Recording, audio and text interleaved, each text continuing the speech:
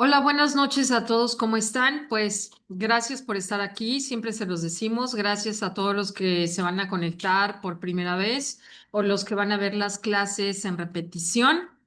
Pues estamos muy contentas otra vez por estar presentando esta segunda parte de la introducción al Nuevo Testamento.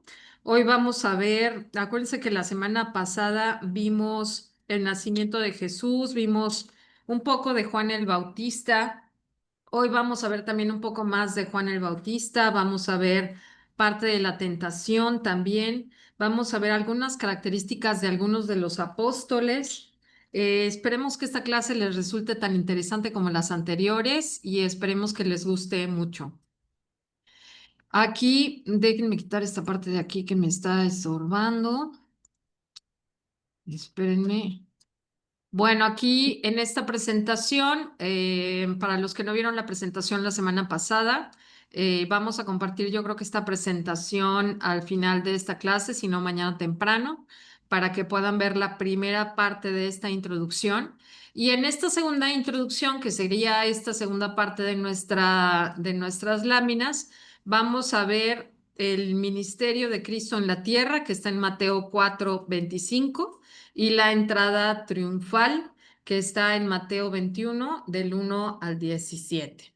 Acuérdense que siempre les ponemos estas imágenes para que más o menos se vayan haciendo una imagen de cuáles son las cosas que vamos a ver en estas clases para que sea un poquito más fácil.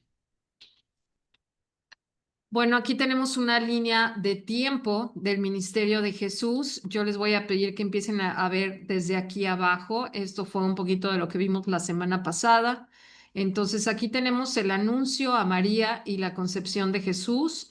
Aquí van a encontrar en esta línea del tiempo los versículos en donde ustedes lo pueden ver. Ahorita nada más se les vamos a dar a modo de panorama. Después tenemos el nacimiento de Jesús. Los pastores visitan al niño Jesús. Acuérdense que esto lo vamos a ir desglosando conforme vayan pasando las clases, ¿no?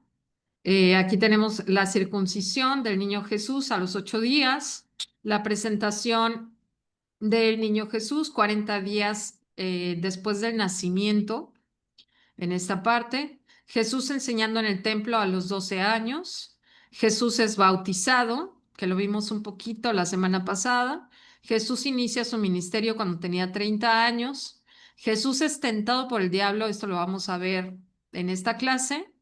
Jesús libera a un hombre con un espíritu inmundo. Jesús sana a la suegra de Pedro. Aquí vamos a ver, Jesús hace posible la pesca milagrosa. Jesús elige a los 12 apóstoles. También vamos a ver una pequeña introducción de quiénes eran los apóstoles, muy interesante también. Jesús resucita a la hija de Jairo, la transfiguración de Jesús. Y aquí Jesús enseña a través de parábolas. Jesús instituye la cena del Señor. Aquí vamos a ver la crucifixión y muerte de Jesús y Jesús resucita al tercer día y asciende al cielo. Entonces, si ustedes quieren ver estos pasajes, lo pueden ver aquí.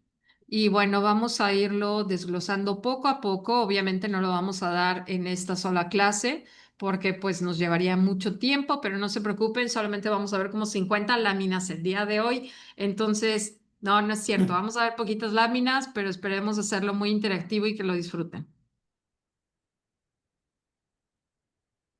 Muy bien. Aquí en la lámina 27 vamos a hablar un poquito de lo que pasó con Juan el Bautista. En el Evangelio de Marcos presenta a Juan como el cumplidor de una profecía. Esta profecía habla de un mensajero que iba por delante, de una voz que clama en el desierto. Dice que Juan usaba un manto hecho de pelo de camello y que se alimentaba de saltamontes y de miel silvestre. Recuérdame, Connie, cómo se llamaba este grupo de personas que andaban así con unos vestidos raros. ¿Alguien se acuerda? ¿Te refieres a Es a que lo que nos comentaba Tony a de los Elías de esenios. a los Sí, esenios. No era no, una, no, empezaba con N, que bueno, se vestían los, como con pieles y con unos ropajes así medio raros. Este, ella se por ahí, refiere, Tony, a Juan el Bautista y a Goliat. sí, que traían esas ropas raras, ¿te acuerdas? Que Como eran así, gladiadores. como que eran No, no, como no, no. gladiadores. Bueno, no se preocupen, al rato se los busco, por aquí lo tengo en mis apuntes. Empezaba con N, pero el punto era que me quería hacer relación de que usaba una ropa muy especial, un manto hecho de pelo de camello y se alimentaba de animales como saltamontes, o sea, andaba mucho en el campo, Juan el Bautista, ¿no? Juan proclamaba el bautismo del arrepentimiento para el perdón de los pecados. Según Marcos, Juan decía que vendría otro después de él, que no bautizaría con agua, sino bautizaría con el Espíritu Santo. Él empezaba a hablar de esto, de cómo ya a través de esta situación en donde él bautizaría al Señor, pues obviamente después iba ya a haber un bautismo. Y todo esto iba a ser a través del Espíritu Santo. Entonces se empieza a hablar aquí muy interesante de todo lo que empieza a hacer ya Jesús. Y en este evangelio Jesús acudió a Juan y fue bautizado por él en el río Jordán. Y añade a la escena un mensaje que enfatiza la superioridad de Jesús sobre Juan a ojos de Dios. Y hay una cosa muy linda en Marcos 1, del 9 a 11, que dice, en aquellos días Jesús llegó desde Nazaret de Galilea y fue bautizado por Juan en el Jordán. Y al salir del agua, vio que los cielos se abrían y que el Espíritu Santo descendía sobre él como una paloma. Y una voz desde el cielo dijo, Tú eres mi hijo querido, mi predilecto. Pasa la que sigue, porfa, ¿nos ayudas, Leti? Sí, buenas noches. Bueno, pues aquí en esta lámina podemos ver algunas características de Juan el Bautista, así como el FODA, que son algunas fortalezas, oportunidades, debilidades y amenazas. El profeta fue profeta y precursor de Jesús. Cumplió la profecía de preparar el camino para Jesús, predicando el arrepentimiento y bautizando a las personas en el río Jordán. Bautismo de arrepentimiento. Su ministerio se centró en el bautismo con agua como símbolo de arrepentimiento y conversión. Fue un hombre de humildad. Reconoció humildemente su papel como precursor, declarando que no era digno de desatar las sandalias de Jesús. Firmeza y valentía la tuvo cuando denunció públicamente la inmoralidad de Herodes y Herodías, mostrando valentía al hablar la verdad. Fue un líder espiritual que, aunque no realizó milagros, su mensaje tuvo un impacto profundo en la gente. También sufrió y fue martirizado. Su valentía y denuncia de la injusticia lo llevaron a ser encarcelado y finalmente fue decapitado. ¿La que sigue? Son los nazareos los que dices, Lupi. Nazareo, sí, empezaba con N. Gracias. A eso me refería, que Juan estaba vestido de Nazareo. Usaban unas ropas muy especiales, parecían así como, pues como cavernícolas, perdonando la expresión, pero ellos andaban mucho en el campo con unas ropas especiales. Y bueno, es muy interesante leer un poquito de ellos y era una característica de Juan el Bautista. Bueno, acuérdate que los nazareos estaban consagrados a Dios por un voto especial y no podían tomar ni tenían que cumplir con ciertas reglas. Ujú. Y con ciertas vestimentas, ¿no? Sí. Perfecto. Muy bien. Vamos a ver también algunos puntos claves del ministerio de Juan el Bautista y Ah, perdón, algunas. perdón que te interrumpa. Sí, Tony, me imagino que ibas a comentar algo de los nazareos, de el cabello, no tocar a los muertos, algo así. Sí, son consagrados a Dios y su cabellera prácticamente es como un tipo de velo. Y solamente cuando terminaba el tiempo de la consagración, se cortaban el cabello y lo llevaban directamente. Sí, recuerdan que lo hablamos la clase pasada, lo llevaban directamente al templo para que fuera consumido en el altar de los holocaustos.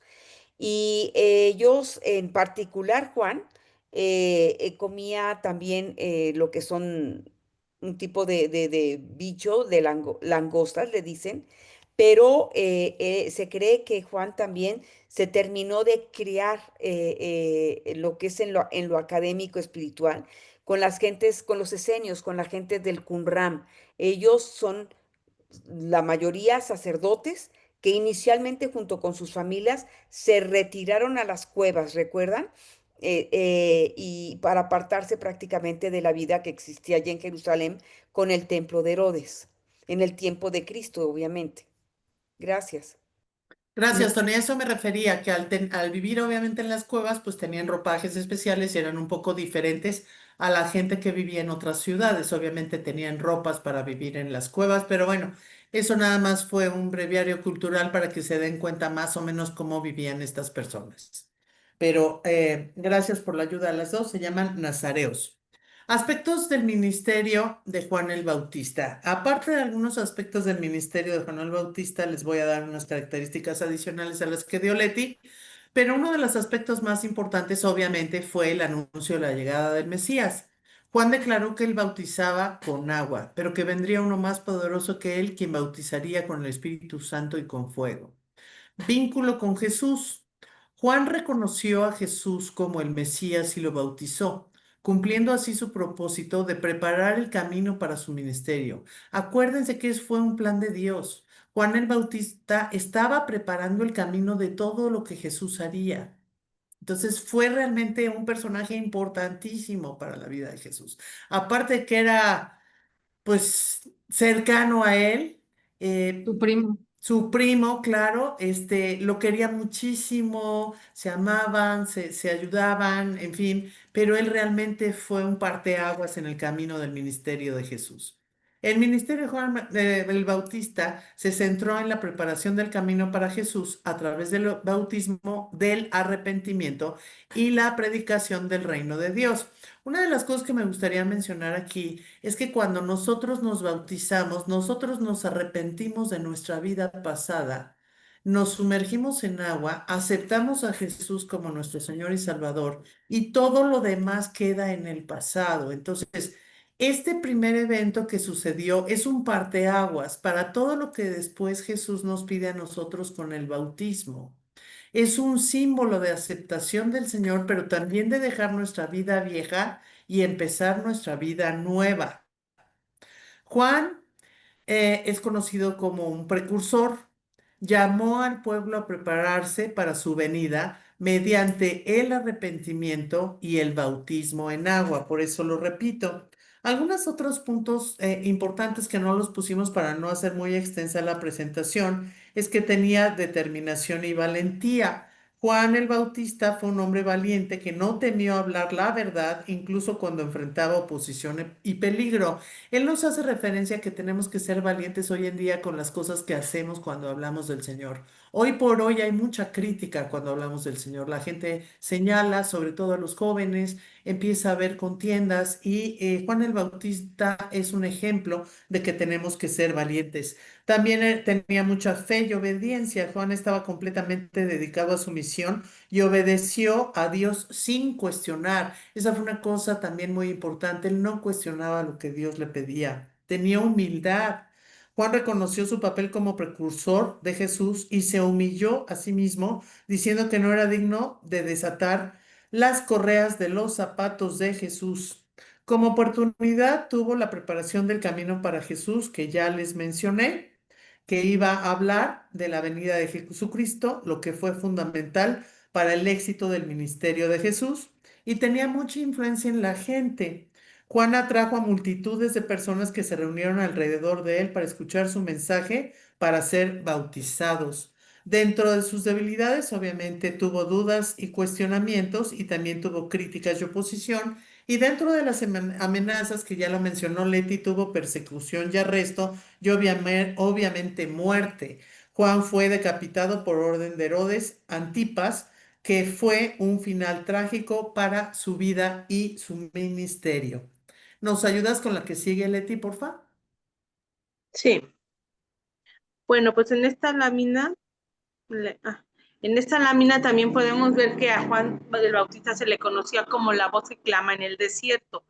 Esta frase la podemos ver en la cita de Isaías 40:13 que vemos que son años antes que se declara esta profecía que dice: voz que clama en el desierto, preparad caminos a Jehová, enderezad calzada en la soledad a nuestro Dios. Juan el Bautista vestía ropas hechas de piel de camello, como ya lo mencionaron, y se alimentaba de langostas y miel. Su misión era invitar a la gente al arrepentimiento y decirles que el Mesías vendría pronto. Cuando Jesús comenzó con su ministerio, le pidió a Juan que lo bautizara. Juan así lo hizo y vio al Espíritu Santo descender sobre Jesús en forma de paloma.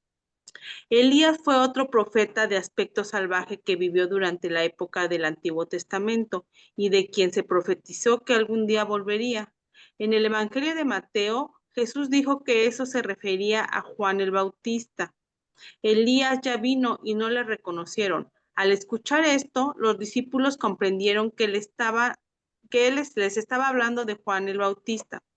Cuando la gente empezó a seguir a Jesús, algunos de los discípulos de Juan se empezaron a preocupar de que éste perdiera a sus seguidores, pero Juan humildemente dijo: es necesario que él crezca y que yo decrezca. El que viene de arriba está por encima de todos. Y esto nos deja algo de la humildad de Juan, que él no se ensoberbeció, sino que reconoció al Mesías. Y aquí en esta cita de Juan 1:33 dice: y yo no le conocía, pero el que me envió a bautizar con agua, aquel me dijo: sobre de quien veas descender el Espíritu y que permanece sobre él, ese es el que bautiza con el Espíritu Santo. La que sigue.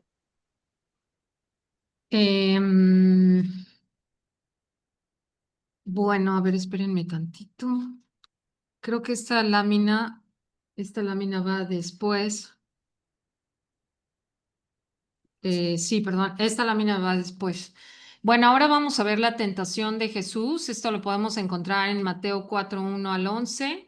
Eh, ¿qué es ahí, Lupis? Es que no alcanzo a ver. Las tentaciones de Jesús. No, Mateos 4:1 a 11 y Marcos 1:12 al 13. sí, perdón, es que como tengo la barra no alcanzo a ver, pero bueno, lo pueden ver ahí. Entonces, vamos a ver que aparte es muy interesante, no sé si Tony quiera comentar algo, pero a mí me llamó mucho la atención esta parte de que no es que Jesús haya sido bautizado e inmediatamente haya empezado su ministerio.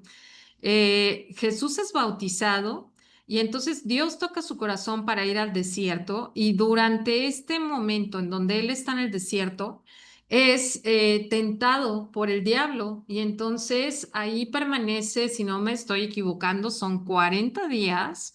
40 días en donde Jesús tiene hambre, donde Jesús es tentado, donde Jesús tiene un montón de pruebas y después va a empezar el ministerio.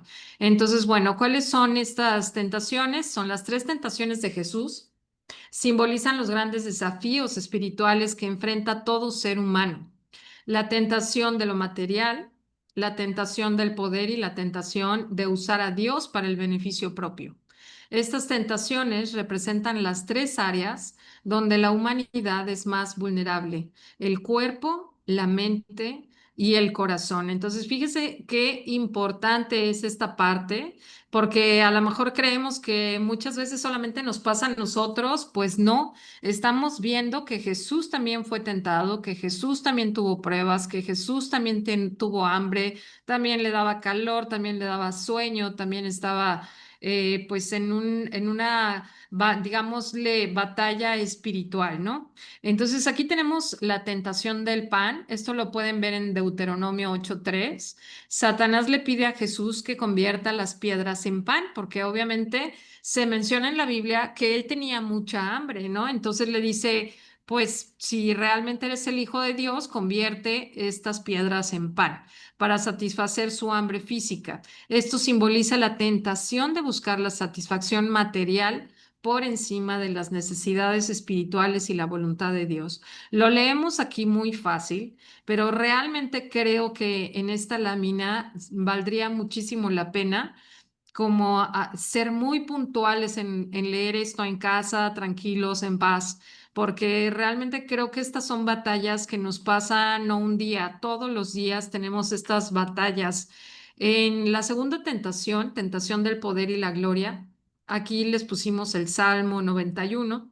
Satanás le ofrece a Jesús el dominio sobre todos los reinos del mundo a cambio de adorarlo. Esta tentación representa el orgullo, la ambición desmedida y el deseo de poder y control. Es la tentación de buscar la gloria y el reconocimiento humano en lugar de la gloria de Dios. Entonces, fíjense cómo Satanás, el diablo o como le quieran llamar, el maligno, el enemigo, obviamente sabe perfectamente bien por dónde tocarnos, qué hacer con nosotros. Pero bueno, pues aquí imagínense esa batalla espiritual, de verdad que a mí me parece muy interesante esta parte. Sí, Tony. Que hay que recordar que Satanás conoce la Biblia. Exactamente, se la sabe de pe a pa, entonces, ahora sí que sabe exactamente cuál es nuestro talón de Aquiles, pero pues obviamente yo los invito a que lo lean, siempre les decimos, lean la Biblia, ahí está ahora sí que todo el chisme completo para que vean qué fue lo que le contestó, cómo le contestó, la inteligencia con la que le contestó Jesús y bueno, todo lo que tenemos que aprender alrededor de esto. La tentación de tentar a Dios, ¿cuántas veces... No nos preguntamos todos, Señor, ¿hasta cuándo? O bueno, si haces esto, entonces yo voy a hacer el otro. Creo que hay muchas lecciones que aprender en esta tentación de Jesús, porque obviamente pues nos está dejando muchísimas lecciones que nosotros también tenemos que aprender como seres humanos. Inclusive yo lo comenté con Tony de decirle, oye, siempre vamos a ser tentados, siempre vamos a tener pruebas, siempre va a haber esto, siempre va a haber el otro. Pues sí, la verdad es que sí. Si Jesús las tuvo, ¿por qué no la habríamos de tener nosotros, no? Entonces, bueno, aquí en Deuteronomio 6:3, Satanás le pide a Jesús que se arroje desde el pináculo del templo para que Dios lo rescate y así probar su poder. Esto representa la tentación de manipular a Dios para nuestro propio beneficio, de poner a prueba su amor y fidelidad y de exigirle que cumpla nuestras expectativas. Obviamente, pues en esa parte le dice, pues aviéntate, pues no, que eres hijo de Dios, ahorita van a venir los ángeles y te van a rescatar, ¿no?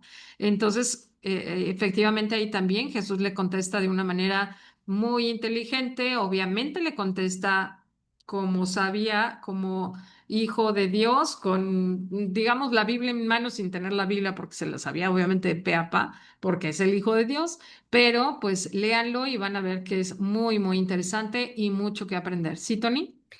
Recordar que Cristo predica con el Antiguo Testamento. No existía el Nuevo Testamento. El Nuevo Así es. Testamento se empiezan a escribir a partir de casi 100 años después de Cristo. Así es, acuérdense que esa parte la vimos la semana pasada.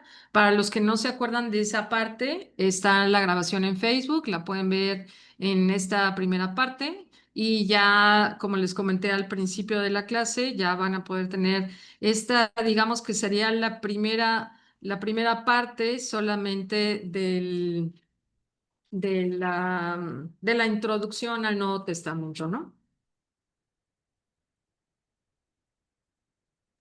Gracias. Bueno, yo voy a hablar del tema la persecución de Jesús, desde dónde empieza y dónde termina. Sabemos que Jesús fue perseguido, pero ¿por qué fue perseguido? Todo lo que Jesús hizo y dijo fue ordenado por Dios. Fue el mensaje del Padre mismo a través de Jesús.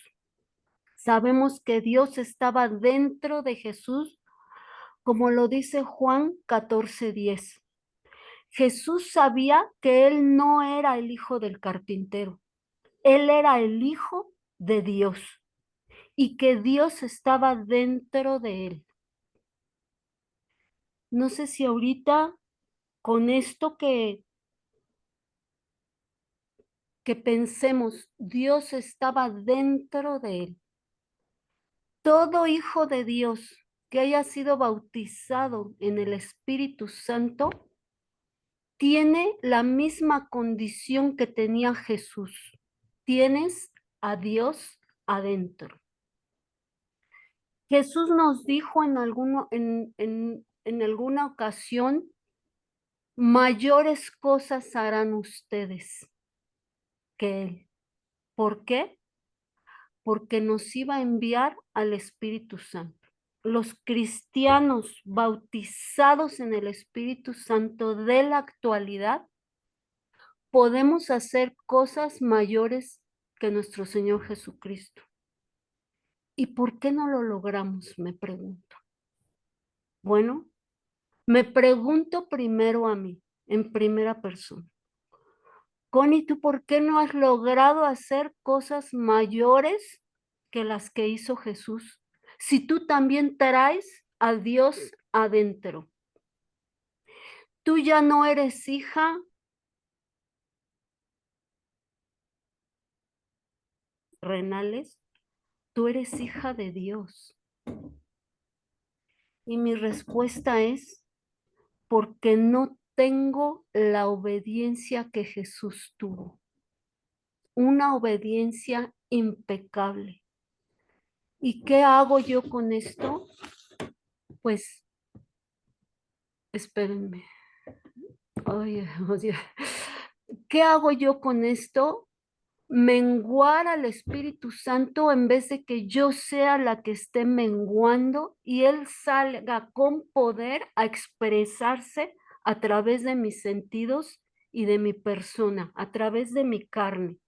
Que Él hable lo que Él quiere hablar y que yo haga la voluntad de Él.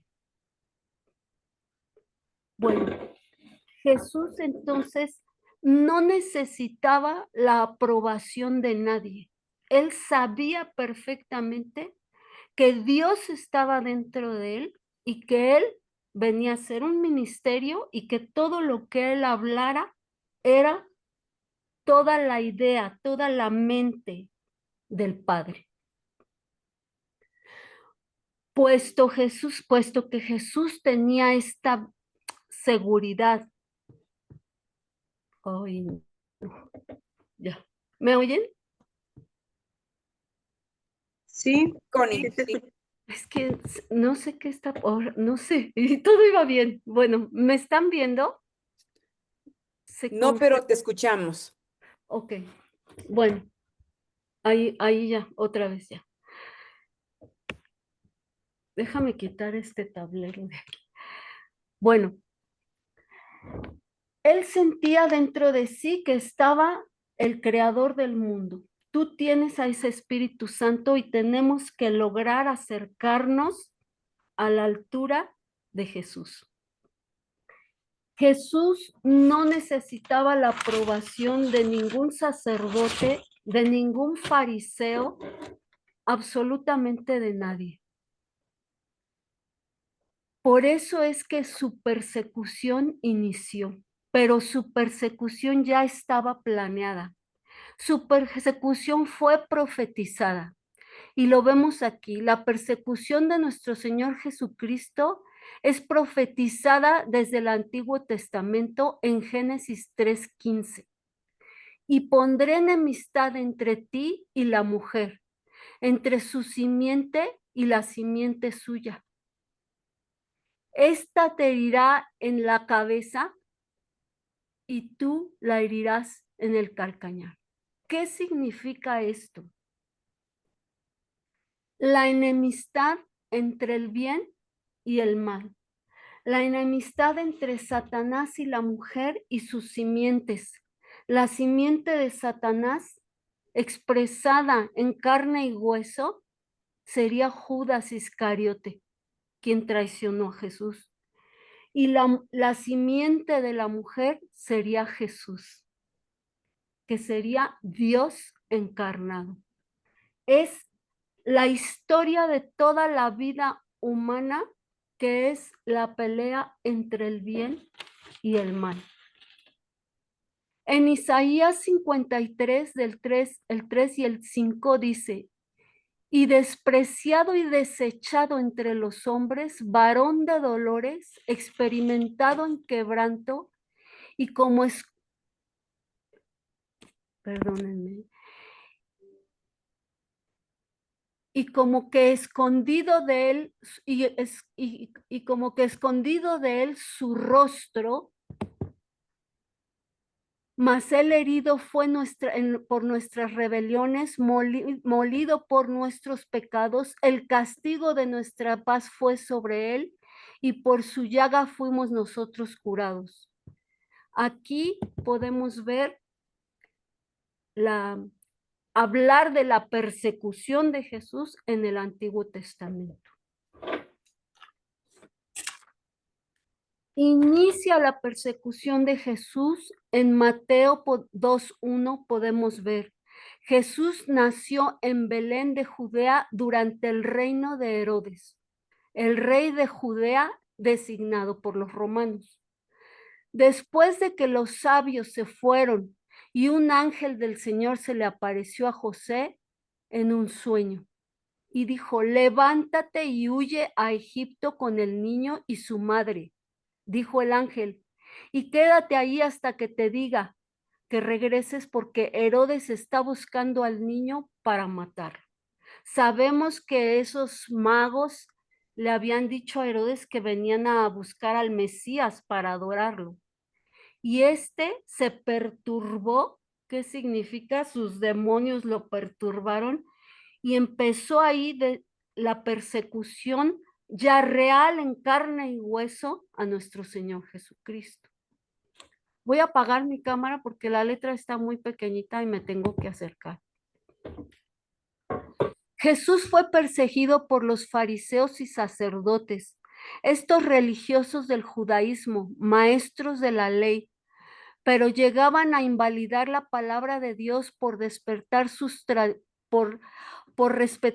tradiciones, las escritas en el Talmud.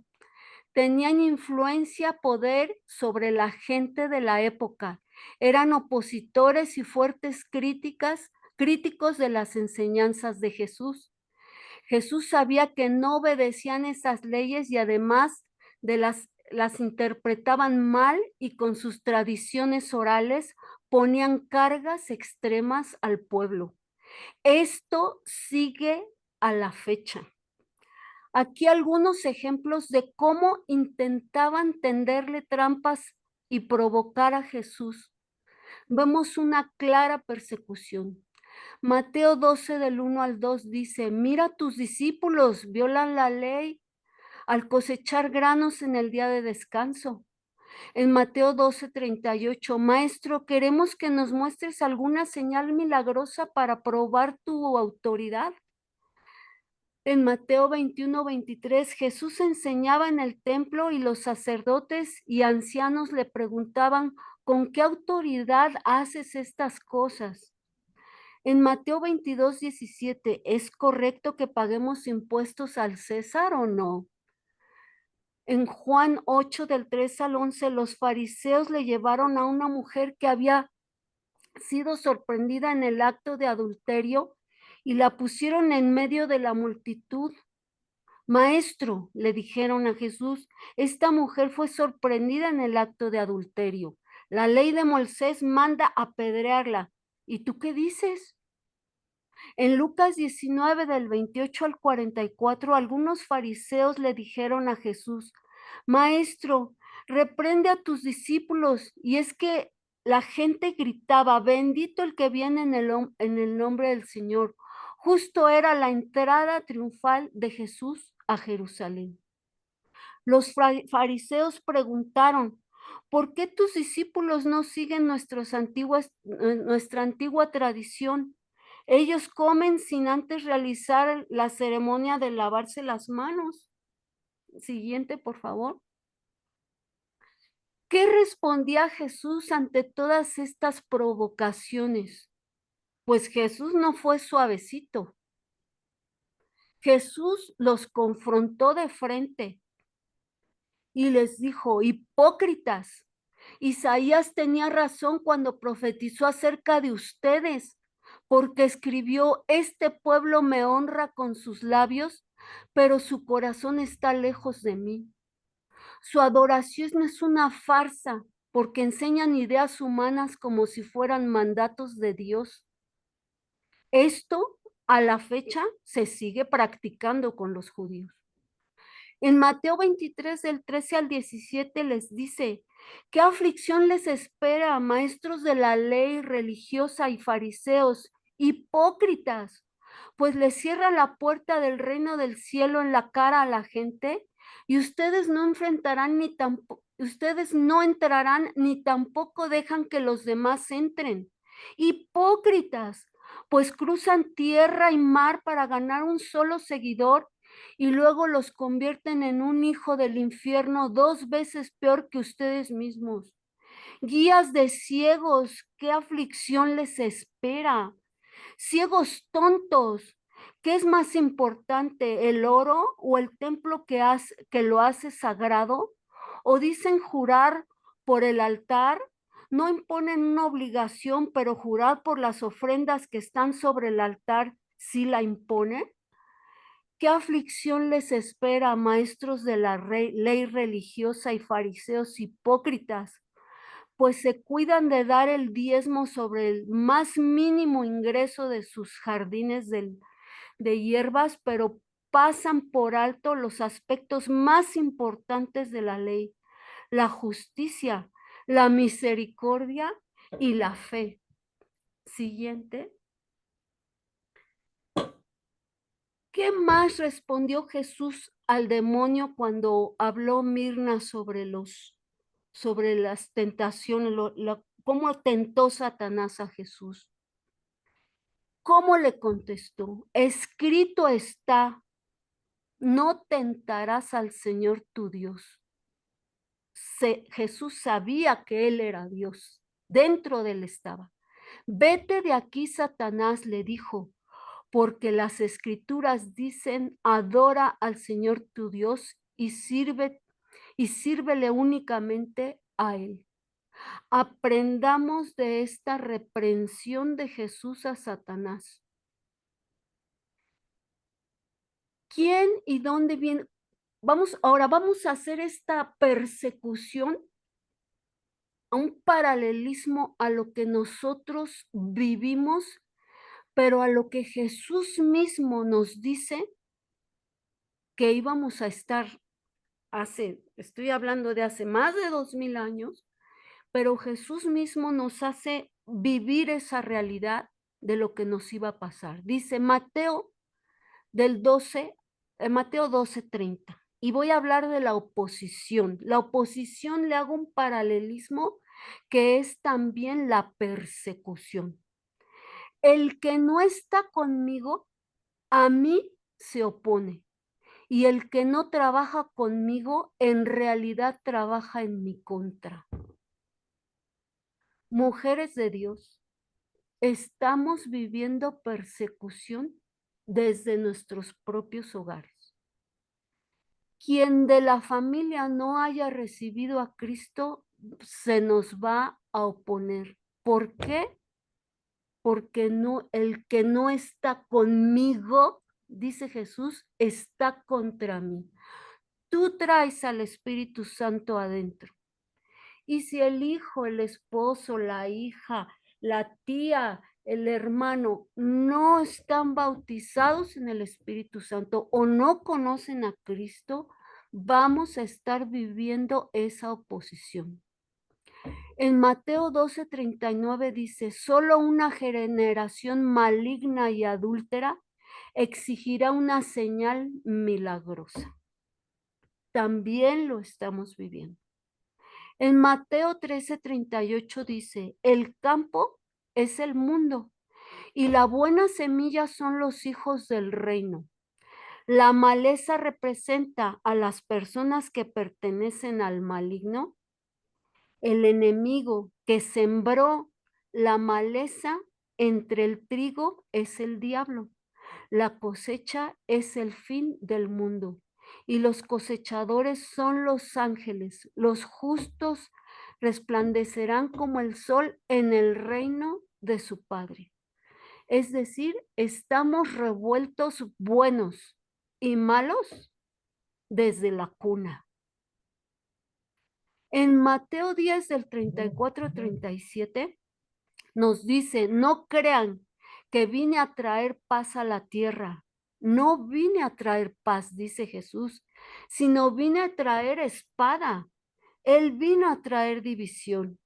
He venido a poner a un hombre contra su padre, a una hija contra su madre, a una nuera contra su suegra. Sus enemigos estarán dentro de su propia casa. Si amas a tu padre, a tu madre, a mí más que a mí, no eres digno de ser mío. Si amas a tu hijo o a tu hija más que a mí, no eres digno de ser mío. Y digo yo, si amas más a tu persona, a tus caprichos, a tener la razón, autoexaltarse, estás rompiendo el primer mandamiento, que es amarás a Dios sobre todas las cosas. Eso los incluye a ustedes, dice, que antes estaban lejos de Dios, eran sus enemigos, separados de Él por sus malos pensamientos y acciones. Éramos antes enemigos de Dios hasta que Él decidió tendernos la mano y hacernos hijos e hijas. Hermanos y hermanas, ¿cómo podemos combatir la persecución? No hay forma. Jesús no lo pudo hacer. ¿Por qué? Su persecución fue hasta la cruz, hasta que Él cumplió el objetivo que Dios le puso. Sin embargo, tenemos que obedecer, como dice Mateo 5 del 44 al 45. Yo os digo, ama a tus enemigos, ora por los que te persiguen. Hermanos míos, tenemos enemigos por todas partes, porque esta lucha, así como esta guerra de Israel, es una guerra entre el bien y el mal. Es una guerra espiritual, donde Jesús la vivió toda su vida. Desde que nació lo podemos ver ahí explícito en los evangelios. Tenemos que estar con la frente y los ojos enfocados en Dios. La vida no va a ser cómoda, la vida va a ser difícil, pero nuestra recompensa, como aquí lo dice, es encontrar el día que Dios nos llame, poder vivir con Él en la morada que Jesús ya nos preparó. Tenemos que ser fuertes, tenemos que alimentarnos de la palabra para poder estar enfocados en Dios. Y dice la recompensa en Mateo 5 del 10 al 13. Dios bendice a los que son perseguidos por hacer lo correcto, porque el reino del cielo les pertenece. De esa manera estarás actuando como un verdadero hijo de tu Padre que está en el cielo. Hacer lo correcto es amar al enemigo y orar por él y bendecirlo. Dios los bendice a ustedes cuando la gente les hace burla y los persigue y miente acerca de ustedes. Y dice que toda clase de cosas malas en su contra porque son mis seguidores, dijo Jesús. Alégrense, estén contentos porque les espera una gran recompensa en el cielo. Y recuerden que a los antiguos profetas los persiguieron de la misma manera. Hermanos Gracias, y Connie. hermanas, no se desanimen. Es parte de esta guerra espiritual terrenal y es un plan de Dios que nos persigan desde la cuna, desde el hogar, en la oficina, en el súper, en la biblioteca, en todas partes, porque el malo, los demonios, identifican quién tiene al Espíritu de Dios. ¿Y qué hacen? Vienen a confrontarnos, vienen a molestarnos. No se desanimen. Como dice Jesús, alégrate porque va a venir tu recompensa. Y oren por ellos, oren por los de la casa, oren por los que, empezando por nuestros hijos, los bendecimos, les deseamos su salvación. Y Dios no nos va a dejar con las manos vacías. Todas las promesas que Él hizo, que Él dijo, que se comprometió, las va a distribuir entre sus hijos. No todas las promesas de la palabra van a ser para todos, no todas, pero sí va a haber muchas que nos van a tocar por nuestra obediencia, por nuestra lealtad a Dios. Y la primera obediencia y aspecto de lealtad es ponerlo a Él sobre todas las cosas, antes que a nosotros mismos. Gracias. Gracias, Connie. Gracias. Gracias, Connie. Ok, pues ahora, ya después de hablar de todo esto que nos contó Connie de la persecución del Señor, ahora vamos a hablar del ministerio de Cristo. ¿Qué pasó después de esta persecución? ¿Qué pasó después de que empezó a hacer toda esta situación de ruido entre la gente? Empezó a ver el ministerio de Cristo en la tierra, que se refiere al periodo de su vida donde predicó el Evangelio, realizó milagros y enseñó a sus seguidores sobre el reino de Dios. Este ministerio, que duró aproximadamente 3 años y medio, tuvo como objetivo principal preparar a la humanidad para la salvación a través de la expiación y la resurrección, de la cual hablaremos la próxima semana. Componentes claves del ministerio de Cristo. Es muy importante que entendamos que hay puntos básicos. Predicación del Evangelio.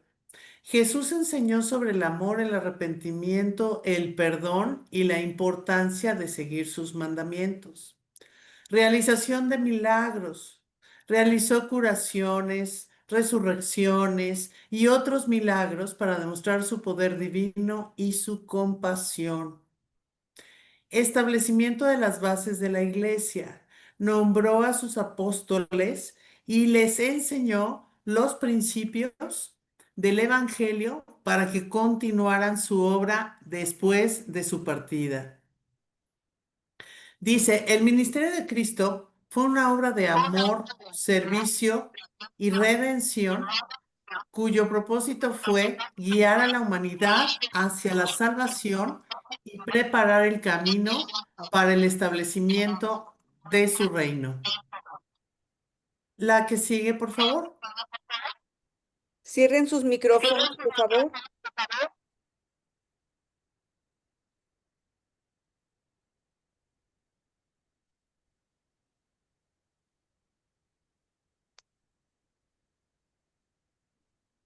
Ok, estoy teniendo un problema aquí con mi cámara, pero mientras me escuchen, no hay problema.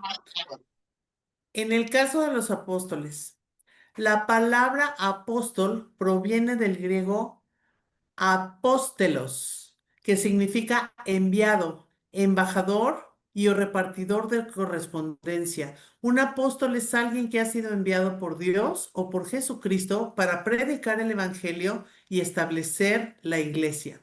En el Nuevo Testamento, los apóstoles fueron los discípulos más cercanos de Jesús, a quien él mismo envió a predicar y establecer la iglesia después de su resurrección. Aquí se los mencionamos, todos los conocemos, pero a veces, bueno, nos podemos confundir con los nombres. Pedro, también conocido como Simón Pedro, Juan, Andrés, Jacobo, Felipe, Bartolomé o Natanael, Tomás, Mateo, Santiago, Simón el Celote, Judas Iscariote, que luego fue reemplazado por Matías, y Santiago el Menor. Los apóstoles jugaron un papel fundamental en la expansión del cristianismo en el mundo antiguo, y sus escritos y enseñanzas se convirtieron en la base de la teología cristiana. Cristo tomó como parte vital para escoger a sus 12 apóstoles la oración. Recuerden que él siempre se sentaba con ellos, oraba antes de los alimentos, platicaba con ellos, los invitaba a orar. Él se iba muy tempranito a orar, siempre enseñó con el ejemplo la oración y eso es algo que nosotros debemos hacer día con día. Ellos eran sus seguidores, sus discípulos. Ellos tuvieron que renunciar a todo por seguirlo a él. Él no escogió gente perfecta. Esto es muy importante hacer referencia a ello. A veces creemos que solamente las personas muy sabias o perfectas podrían en un momento dado estar cerca del Señor y no es así. Dios también escoge a las personas imperfectas para poder servirle. Entonces tenemos que tomar eso en consideración porque todos nosotros entramos en ese rubro. Eran gente común y cada uno de ellos tenía las cualidades y el corazón para ser su apóstol. Solo hay 12 apóstoles, los de Cristo. Con ellos se inicia la iglesia primitiva. Cuando ustedes escuchan hablar de la iglesia primitiva, es la que inicia con los apóstoles. Después de 3 años de entrenamiento bajo el cuidado de Cristo, Pablo es el que va a sustituir a Judas Iscariote. Si nos ayudas con la siguiente, Tony, por favor. ¿Qué significa apóstol? Lo acabas de decir, pero también dentro de los ministerios que están en la iglesia están los apóstoles, los profetas, los evangelistas y los pastores maestros. Estos son responsabilidades directas de parte del Señor, ¿sí?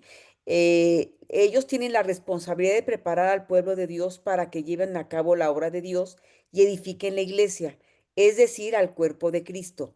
Ojo, tienen ellos esa responsabilidad, pero el desarrollarlo es nuestra responsabilidad, no la de ellos. Este proceso continuará hasta que todos alcancemos tal unidad en nuestra fe y conocimiento del Hijo de Dios, que seamos maduros en el Señor, es decir, hasta que lleguemos a la plena y completa medida de Cristo.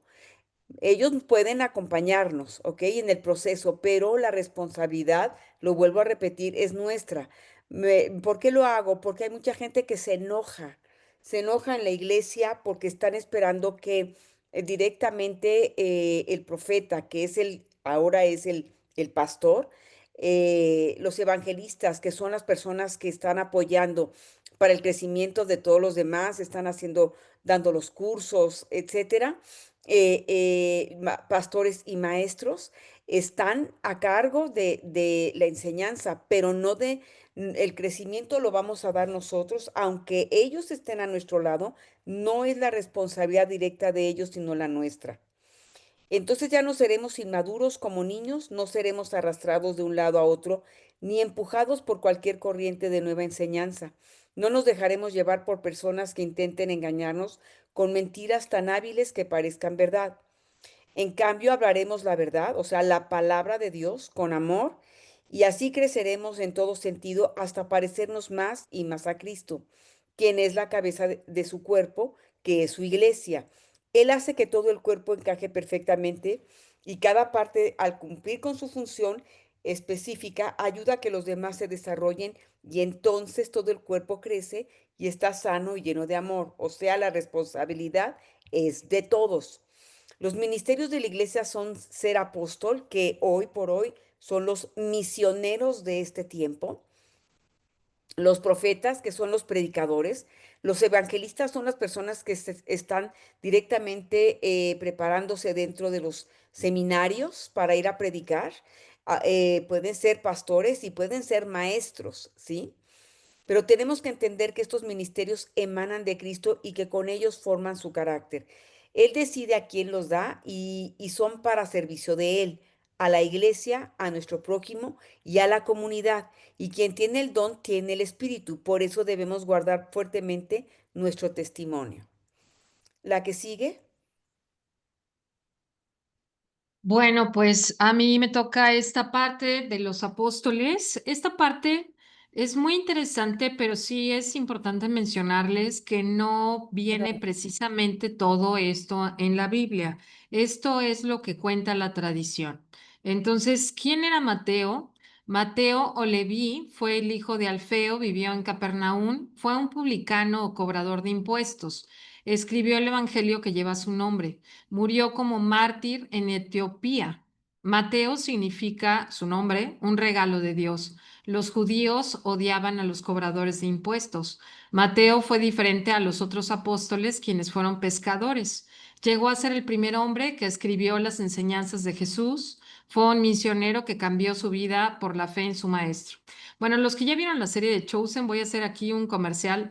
Los que ya vieron la serie de Chosen más o menos se podrán identificar con estas imágenes, que espero que no tengamos problemas con eso, pero para los que ya la vieron, pues obviamente está como muy bien explicado, pueden checar la vida de los apóstoles ahí, pero básicamente pues es más o menos para que siempre les ponemos estas imágenes para que de alguna forma vean que los apóstoles, como mencionó Lupita en las láminas anteriores, eran personas comunes y corrientes como nosotros, con defectos, con virtudes, con cuestiones que a lo mejor no eran tan saludables, digamos, como tú y como yo. Entonces, es muy interesante ver cada uno de estos aspectos de cada uno de estos apóstoles.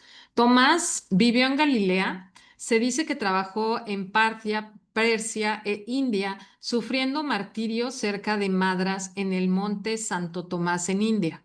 Estuvo en la resurrección de Lázaro. Lo vemos diciendo que a menos que vea las marcas en las manos de Jesús y en su costado, no iba a creer.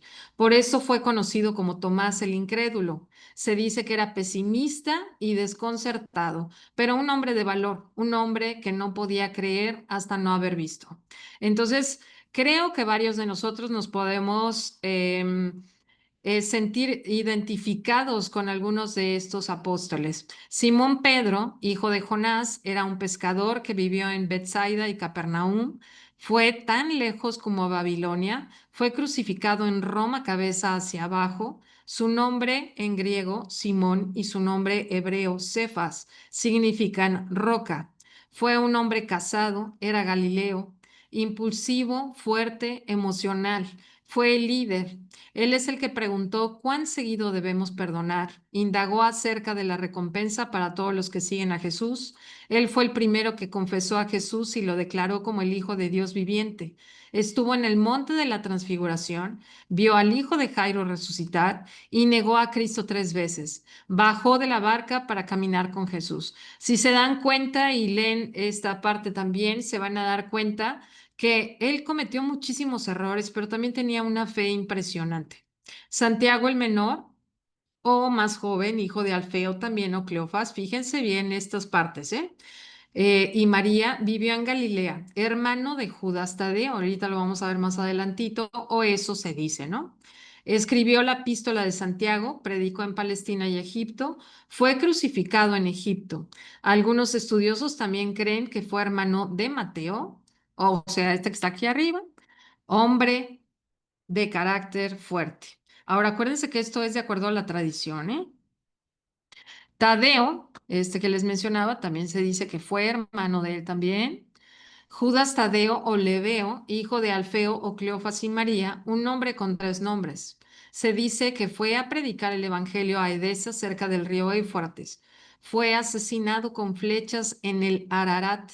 Estaba interesado en dar a conocer a Cristo al mundo, no como un salvador sufriente, sino como un rey gobernante. Jesús le dijo que el camino de poder nunca se puede reemplazar por el camino del amor. Felipe predicó en Frigia, no sé cómo se pronuncie, pero quiero pensar que es Frigia, y murió como mártir en Hierápolis. Vino de Bethsaida, el pueblo del cual Pedro y Andrés vinieron. También fue un pescador. Se dice que quizá fue él quien dirigió al eunuco etíope a Cristo. Esto lo pueden ver en Hechos 8:26. También lo hemos comentado, lo comentó Tony en alguna de las clases. También se quedó con Pablo en Cesarea. Cuando Felipe conoció a Cristo, inmediatamente encontró a Natanael y le dijo, lo hemos encontrado, de quien Moisés y los profetas escribieron. Natanael era desconfiado, pero Felipe le contestó, ven y ve. Se dice que murió colgado, se dice que es él quien marcó la cruz como un signo de cristianidad y victoria. Judas Iscariote, el traidor, fue hijo de Simón, quien vivió en Keriot de Judá. Él traicionó a Jesús por 30 piezas de plata y luego se ahorcó. Esto lo pueden encontrar en Mateo 26, 14 al 16. Él era un judío y el resto de los discípulos eran galileos. Era el tesorero del grupo y estaba entre los que lideraban conversaciones. Santiago, hijo de Zebedeo, y Salomé, hermano de Juan, también un pescador que vivió en Bethsaida, Capernaum y Jerusalén, predicó en Jerusalén y Judea, fue decapitado por Herodes en el año 44 después de Cristo. Esto lo pueden encontrar en Hechos 12, 1, 2. Creo que fue uno de los primeros. Él y su hermano eran un dúo inseparable, fue un hombre de coraje y espíritu de perdón. Fue el primero de los 12 en convertirse en mártir. Él y su hermano eran conocidos como los hijos del trueno. Sí, Tony. Quiero aclarar que cuando dices Galileo, recuerde la gente que en las partes del norte de Israel se encontraban tres de los hijos de Israel, pero nada más se les dice judío a los de las tribus de Judá, al de la tribu de Judá, aunque también es de tribu de Israel, pero judíos son los de tribu de Judá. Los galileos prácticamente en la zona norte de Israel podrían ser de Neftalí, podrían ser de poblaciones diferentes de las otras tribus que están al norte, que las vamos a ver con más calma, inclusive hasta por Samaria. Gracias. Muchas gracias, Tony. Bueno, aquí tenemos a Andrés. Andrés era hermano de Pedro. Aquí está. Hermano de Pedro, hijo de Jonás, vivió en Bethsaida y Capernaum. Ahí me equivoqué, es con M, Capernaum. También fue un pescador, fue un discípulo de Juan el Bautista. Se dice que predicó en Sitia, Grecia y Asia Menor y fue crucificado en una cruz con forma de X. Simón el Celote, nacionalista, fanático, un hombre devoto a la ley, un hombre con odio amargo por cualquier persona que se comprometiera con Roma, un hombre que pudo haber matado por lealtad a Israel. Se dice que murió como mártir. Natanael o Bartolomé, hijo de Talmai, vivió en Caná de Galilea. Se dice que fue el único discípulo proveniente de una familia noble. Talmai fue rey de Jesús, cuya hija Maca fue esposa de David, madre de Absalón. Jesús lo llamó un verdadero israelita en quien no hay engaño. Esto lo pueden encontrar en Juan 1:47. Investigador de las Escrituras y estudioso de la ley, se dice que él predicó con Felipe en Frigia y Hierápolis y en Armenia. También se dice que predicó en India, fue despellejado vivo con cuchillos. ¿Sí, Tony? Termina, Mir, ahorita les explico.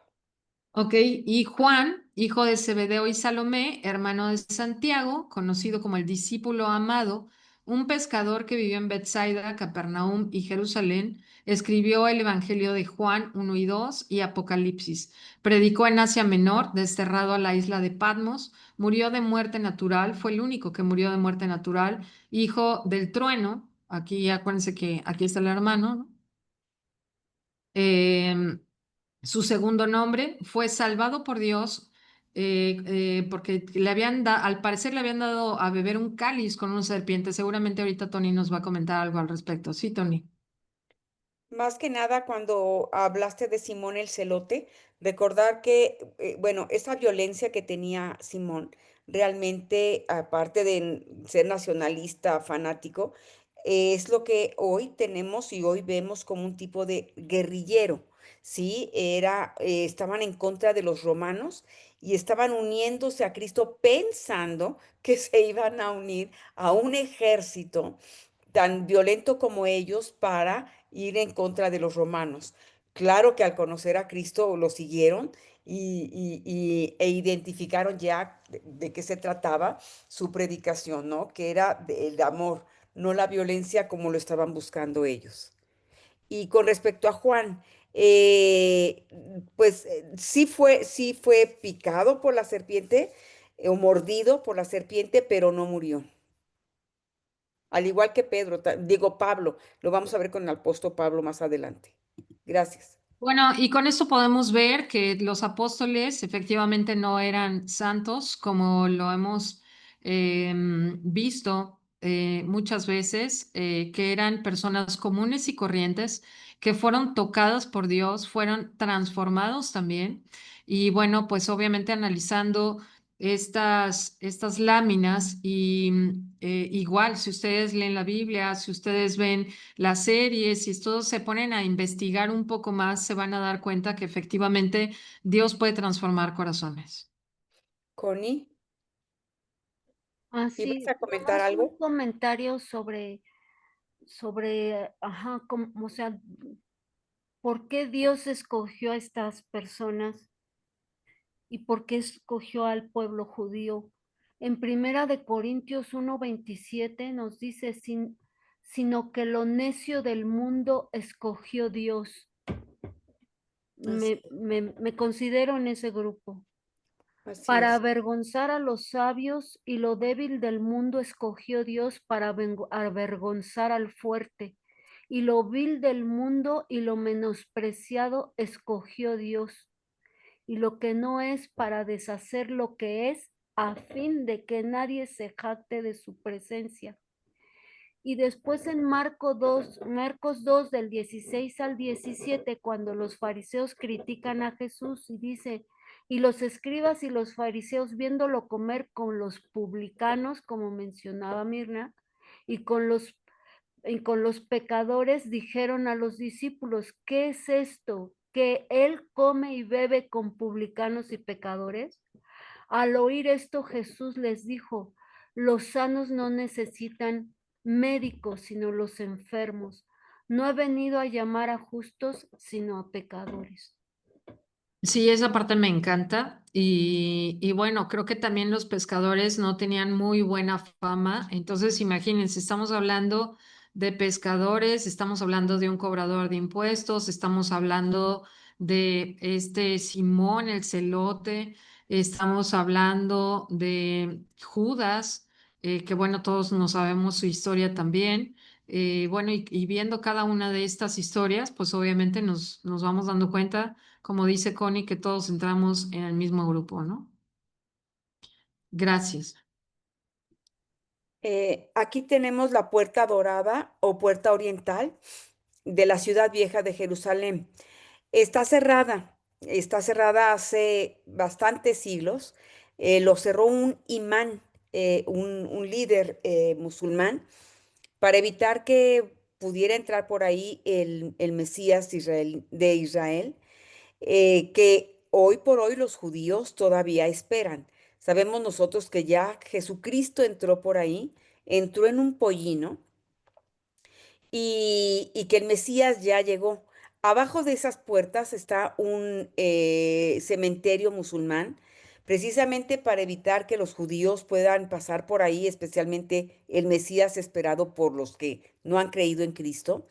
Y es para que se contamine, porque saben ellos que los judíos no pueden pasar, no pueden estar dentro de los panteones a menos que estuvieran em, enterrando a un familiar, pero saben que perfectamente bien saldrían impuros, ¿sí? Entonces, es una puerta que da directamente a la entrada de donde estaría el templo de tanto de Salomón como el templo de Herodes.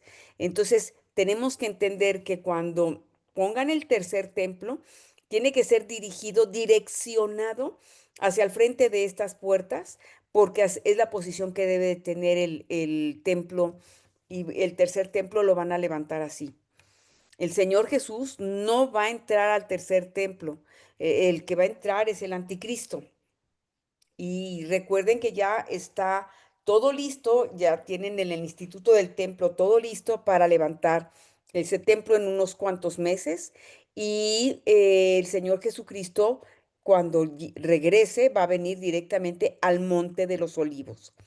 La que sí, la que sigue, perdón.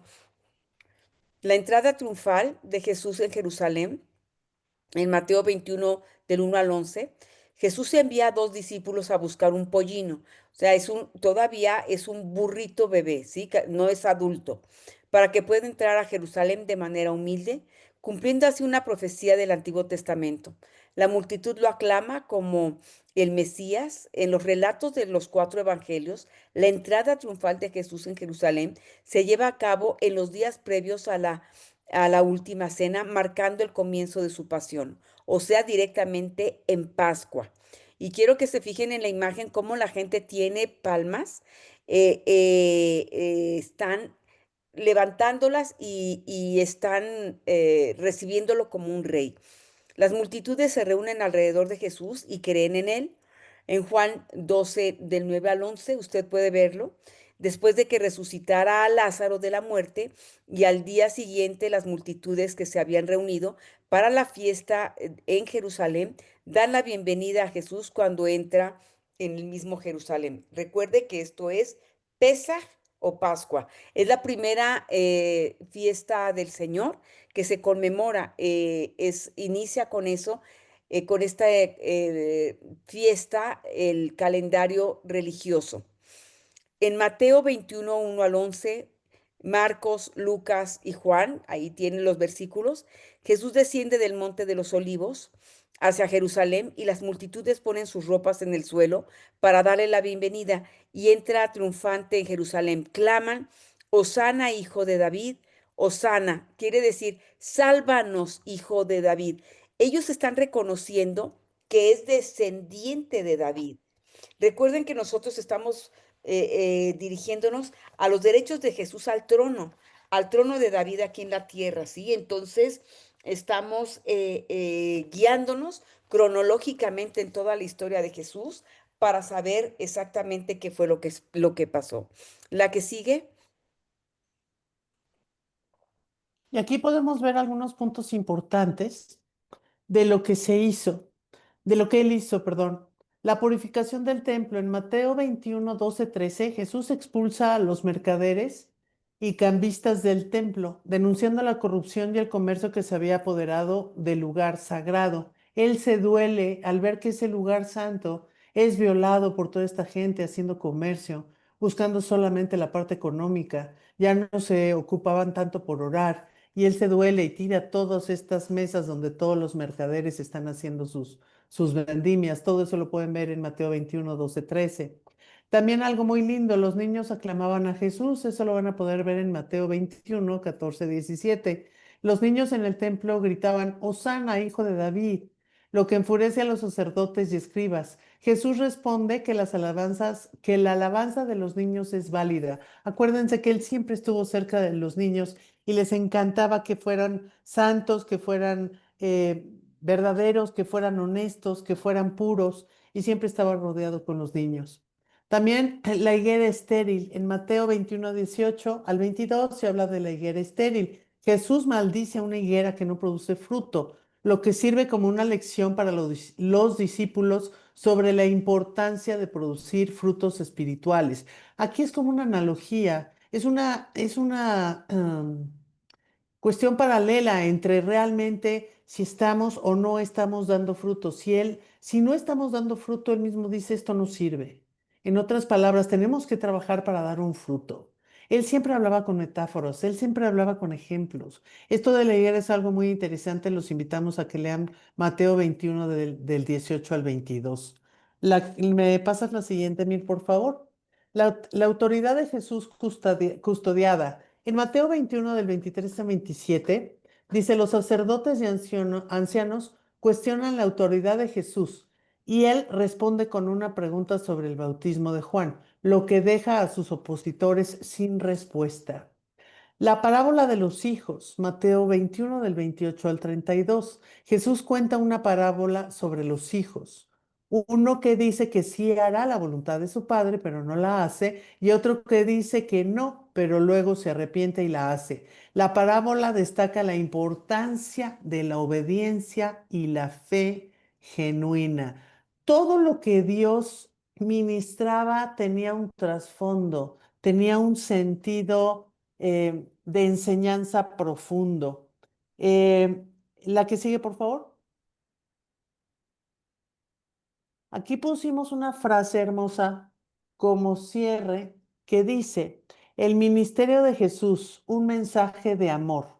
Pero antes de terminar, me gustaría hacerles un resumen rápido de lo que realmente fue el ministerio de Jesús. Se puede resumir en enseñanza y milagros, predicación del reino de Dios. Jesús predicó sobre la llegada del reino de Dios y la importancia de la fe y el arrepentimiento, enseñanza sobre el amor y la compasión. Jesús enseñó sobre la importancia del amor a Dios y al prójimo y demostró compasión hacia los necesitados y marginados. Milagros y curaciones. Jesús realizó numerosos milagros y curaciones demostrando su poder y autoridad divina. Interacción con diferentes grupos. Discípulos. Jesús eligió a 12 discípulos para que fueran sus seguidores y aprendices y les enseñó sobre su misión y aprendizaje.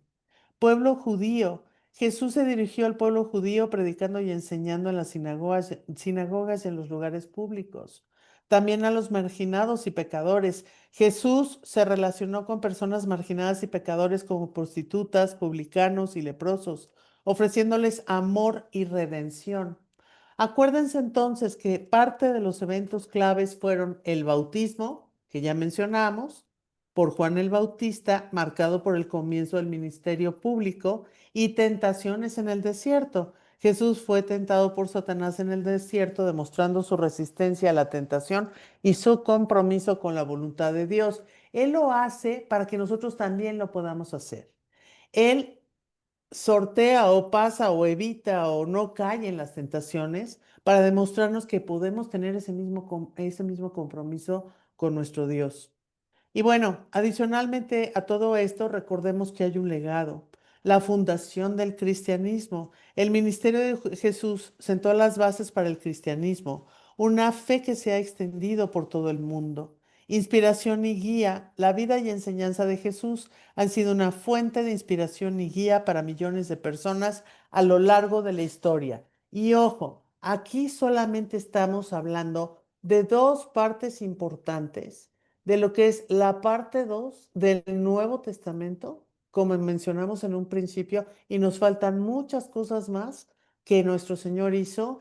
Y con esta parte, si no tienen alguna otra cosa que comentar, estaremos terminando el día de hoy con esta parte tan bonita que es el ministerio de Jesús y su bautismo. ¿Algo más, chicas, que quieran comentar o mencionar? No, pues nada más las personas que no pudieron ver la primera parte de esta introducción, que la pueden ver en repetición en Facebook. Y bueno, también se les va a poner este PDF para que lo puedan revisar con calmita, que puedan revisar la información completa, que puedan leerla. Y bueno, como siempre, invitarlos a que lean la Biblia. Gracias por estar aquí, gracias por su paciencia. Si tienen alguna pregunta, siempre les decimos, pregúntenle a Tony. Pero bueno, pues muchas gracias por estar aquí y les mandamos muchas bendiciones y esperemos que sea de mucha bendición. Y Que antes de descansen. terminar, Ah, perdón. recordarles que toda la parte anterior al Nuevo Testamento estuvimos hablando de las características de los personajes de la Biblia. Ahorita, ¿qué mayor personaje en la Biblia que nuestro Señor Jesucristo? Por eso estamos haciendo toda la extensión completa del inicio y todo el proceso de Jesús desde su nacimiento hasta todo lo que viene después. Porque si entendemos a los personajes de la Biblia, pues tenemos que entender que lo más importante, obviamente, es Jesús. Gracias por todo. Que descansen. Buenas Gracias. noches. Buenas Buenas noches. noches. Buenas